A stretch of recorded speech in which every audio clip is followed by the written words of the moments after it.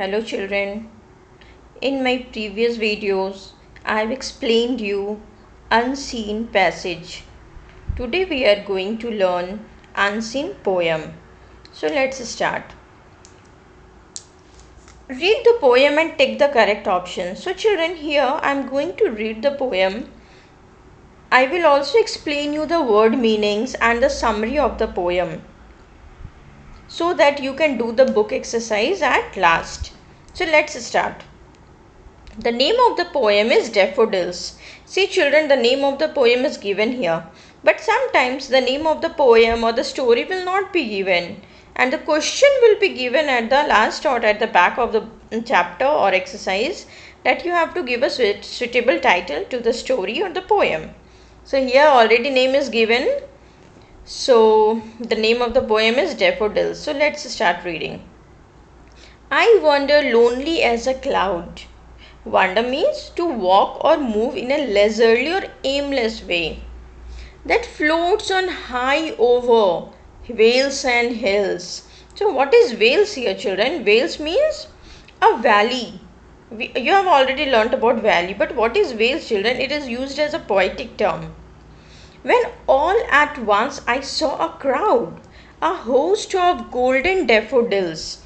You know what is the meaning of host? A person who receives or entertains other people as guest.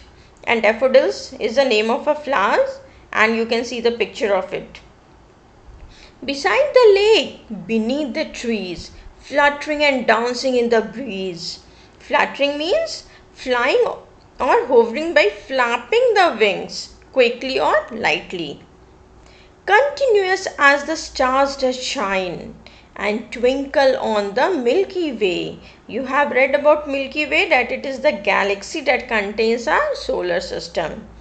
They stressed in never-ending line along the margin of a bay. What is a bay? A broad inlet of the sea where the land curves inwards. 10,000 saw I at a glance. Glance means to take a brief look. Tossing their heads in sprightly dance. Tossing means to move your head. Sprightly, it means full of energy. The waves beside them danced, but they outdid the sparkling waves in glee. Glee means great delight.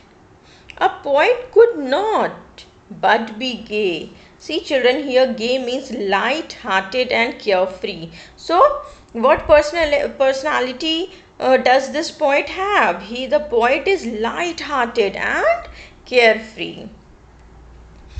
In such a jocund company, what is jocund company? It means cheerful company, happy company.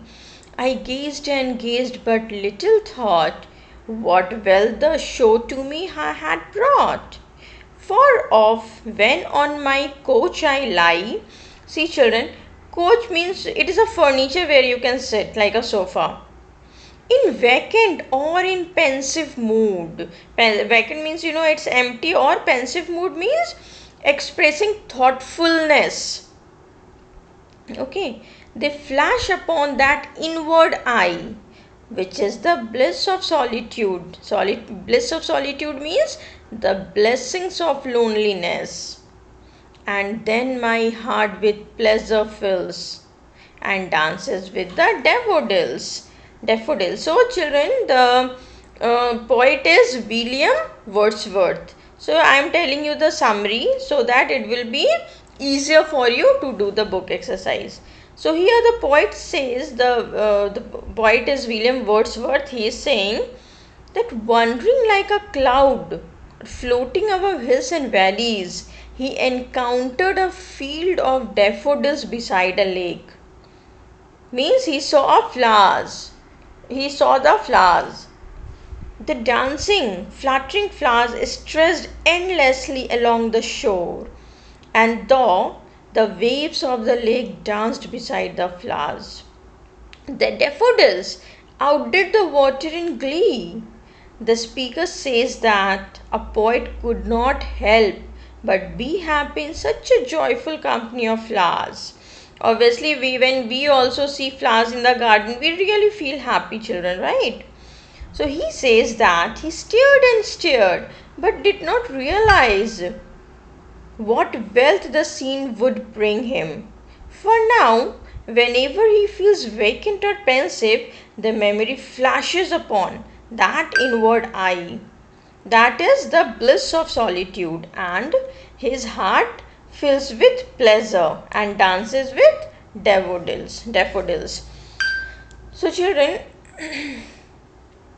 here we have done the summary, and now we will start the book work. So, first question is, who has composed this poem? William Wordsworth, Keats or Daffodils? So Daffodils is a name of a poem, and we have read at the end of the poem that William Wordsworth has written this. Now question number 2 is, the poet was dash when he saw the daffodils. So was he with a friend or alone or at home? So in the first line only we have read, I wander lonely as a cloud. So he was alone. The poet compared himself with, so again read the first line, I wander lonely as a cloud. So the answer is, the poet compared himself with cloud.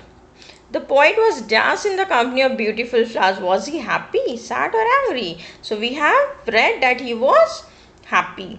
Which of these pairs of words do not rhyme? Means they don't have the rhyming words. So let's read and find out.